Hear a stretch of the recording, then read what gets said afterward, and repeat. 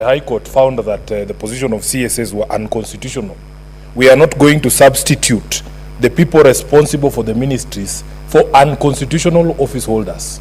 In fact, Mr. Speaker, if you brought those CSS here, I would not partake of that session.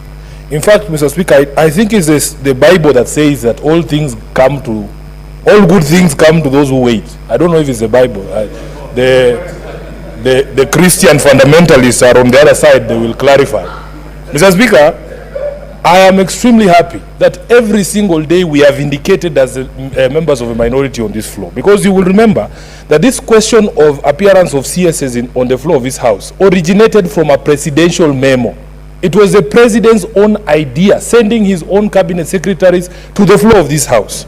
We, of course, were in opposition of that particular move because we thought, or it was our thinking then, that it was an unconstitutional way to go around constitutional provisions to bring them before the floor of the House.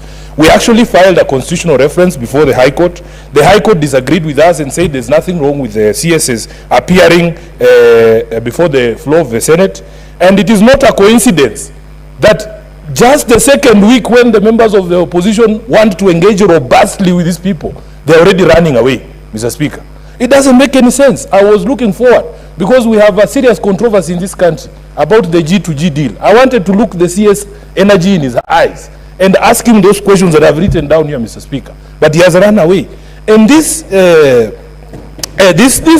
is becoming a habit, even in the committees. My chair of the Housing Committee has just elucidated what we're going through in the committees of the House. Because, Mr. Speaker, you invite a governor to answer questions about his own people.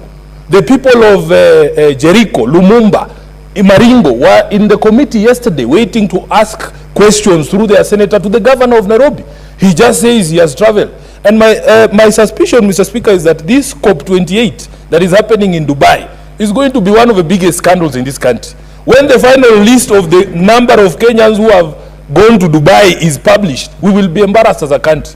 I am happy that as a senator I was told there is no money in the Senate, so I decided to just stay at home. Mr. Speaker, you are aware of this issue. So for us,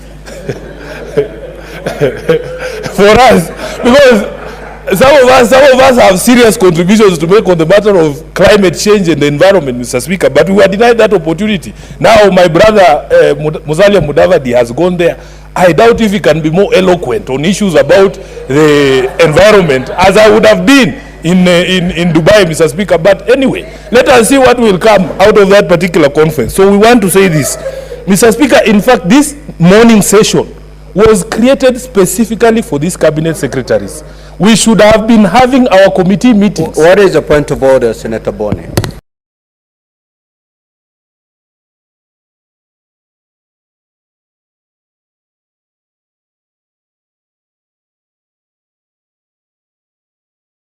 Good evening, this is Sunday Express. I'm Regina Manyara, and my colleague in sign language is none other than Lancer Odingo.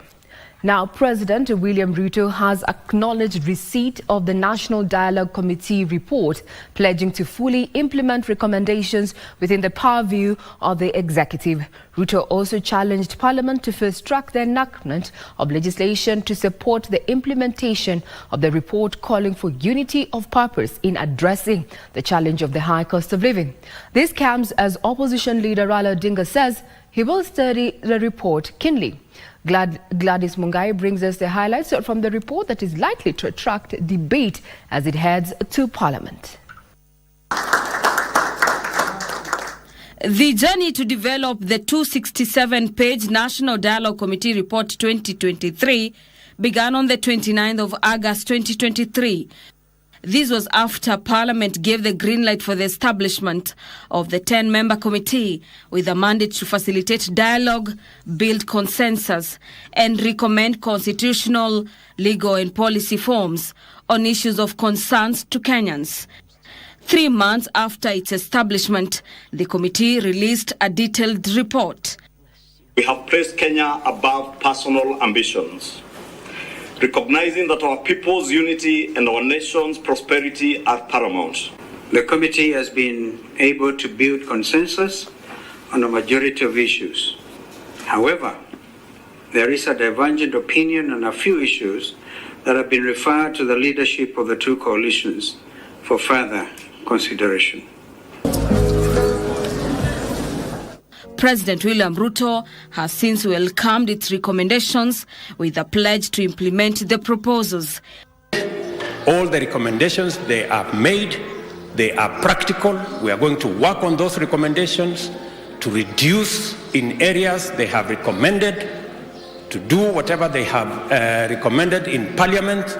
Those that belong to the executive, I will make sure that we execute without any delay. At the same time, Ruto called for unity, urging Parliament to put in place the necessary legislation to support implementation.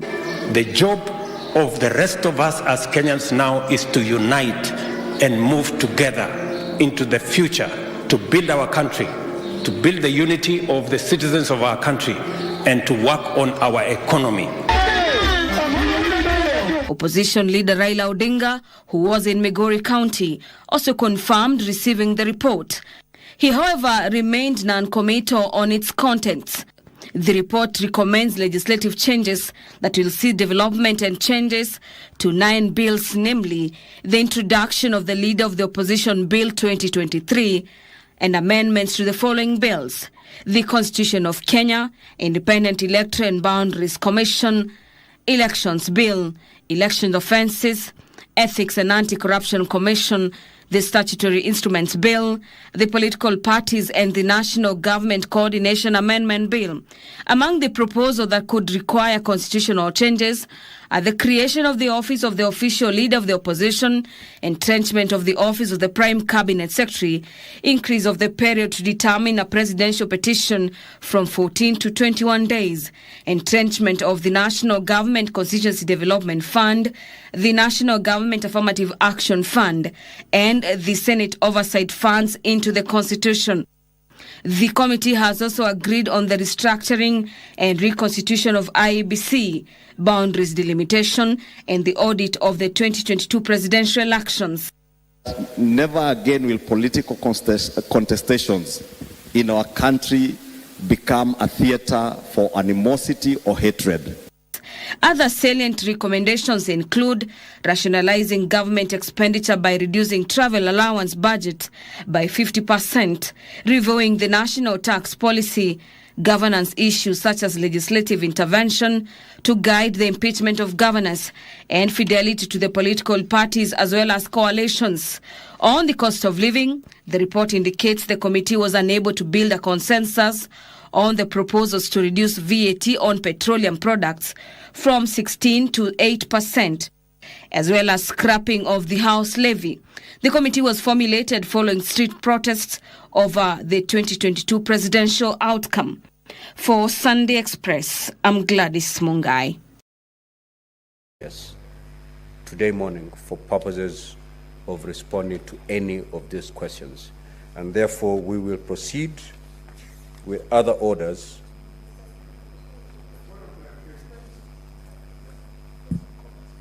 Yes, Senator Boni. Mr. Speaker, sir, we hear you. But from your communication, the Prime Cabinet Secretary has alerted Senate this morning. The Cabinet Secretary at the National Treasury has alerted the Senate this morning. Mr. Speaker, it should also occur to this House that this is not the first time the Prime Cabinet Secretary is failing to appear before this House. And, Mr. Speaker, if this does not imply attitude, then what does? The Cabinet Secretary has an attitude about this House. He thinks, Mr. Speaker, that the House is waiting for him so that this morning it discovers that he's not around. He had a 7-day window during which he knew he was going to travel or he was traveling. He should have informed us.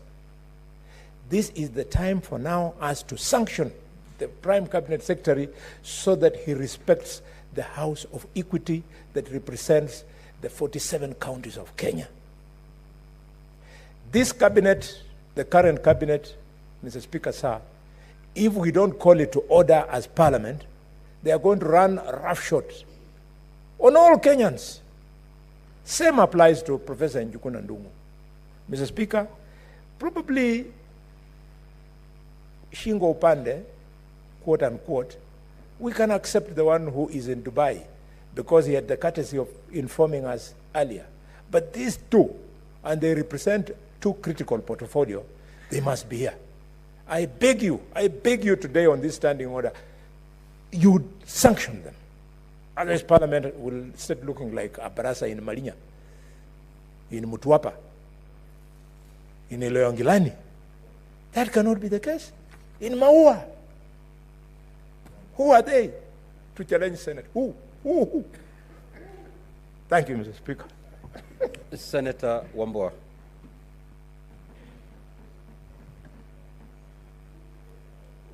Mr. Speaker, we must set the record straight. When sufficient notice is given to a cabinet secretary to appear before a committee of Parliament, there can never be an excuse for not appearing. Being on a trip abroad is not a reason for not appearing before a committee of the Senate. It's actually a very shameful excuse. Mr. Speaker, I am impressed by the formulators of our Constitution, the drafters of our Constitution. Because in there, Mr. Speaker, they recognize that the first responsibility and function of the President is to be answerable to Parliament. If the President, Mr. Speaker, is answerable to Parliament, then Cabinet Secretaries who serve at the pleasure of the President must be 10 times answerable to Parliament. Mr. Speaker, I am a bit concerned because, and I speak for the minority side, you know, Mr. Speaker, we had stayed away from these morning sessions on account of a legitimate court process. And once that process has ended, Mr. Speaker, we are back to engage. I don't know whether the cabinet secretaries are afraid of the presence of the minority side in the House and they don't want to face the tough questions that they have to face. Mr. Speaker, I want to plead with you. Because if we don't nip this thing on the bud now, then it will become the order of the day, and cabinet secretaries will be giving you excuse after excuse why they cannot appear before the Senate. Mr. Speaker, I implore you to find reason in our own standing orders and in the Constitution to censure these cabinet secretaries and ensure that they appear before the Senate to respond to questions. Lastly, Mr. Speaker, you know, there is a casualness that is creeping in, that a cabinet secretary would have the audacity to write to the Speaker of the Senate of the Republic of Kenya in the morning and tell him that I'm not going to appear before the Senate. Mr. Speaker, I think I know you, Mr. Speaker. Do something. Don't allow these people to mock you because they are mocking you. Mr. Speaker, you sit there for and on behalf of 47 delegations in this country, 47 counties. The questions that we are asking these cabinet secretaries are not on our own behalf. We are asking these questions for the benefit of the people of the Republic of Kenya, Mr. Speaker. Mr. Speaker, do something. I thank you. Senator Kathure. Thank you, Honorable Speaker, also for allowing me to give a comment on this evolving trend by the CSEs.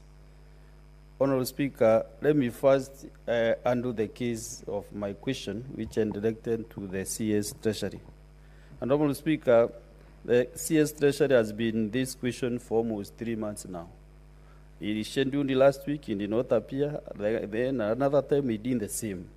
But if you look at the content of my question, it is the money which has not been disbursed to NHIF, because NHIF did their work, they awarded these victims, but then Treasury has not been able to release 11.6 billion to NHIF so that they can pay. So, Mr. Speaker, when the CS now asks us to go to the Minister of Health, he is running away from his responsibility. The Minister of Health does not allocate budgets. If they have given the money that they need is 11.6 to pay these people, then Treasury should be held responsible so that they can be able to pay these victims. These people are already dead, and the beneficiaries or their kins are following this money day in, day out. I have one case which made me to do this and investigate from one of my constituents from Meru, who the wife died due to COVID in 2020. But to date, is owned 7 million by NHIF.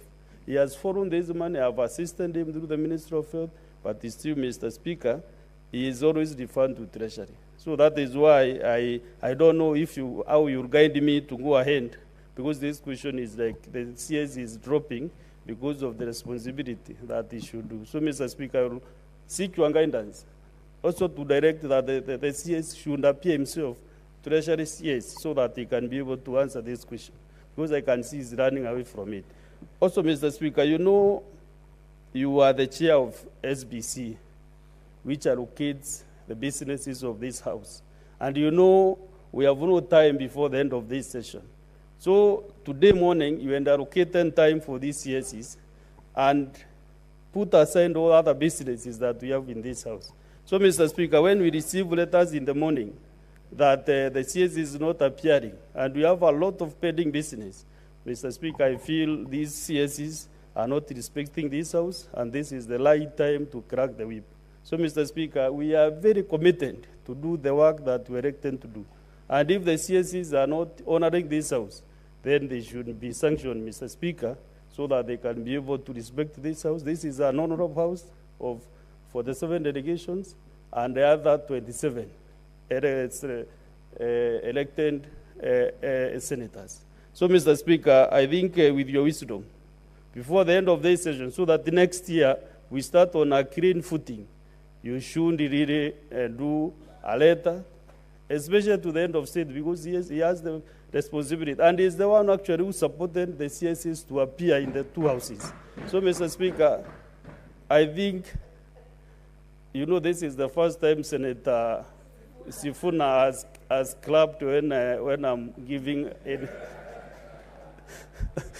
Yeah, so, Mr. Speaker, I want to end there so that at least Senator Sifuna can hand it to where I have left. Thank you very much, Mr. Speaker. Senator Karungo. Thank you very much, Mr. Speaker. Mr. Speaker, when we were elected to this House, the President implored us to amend our standing orders for the CSs to appear before us. We had the support of the head of state.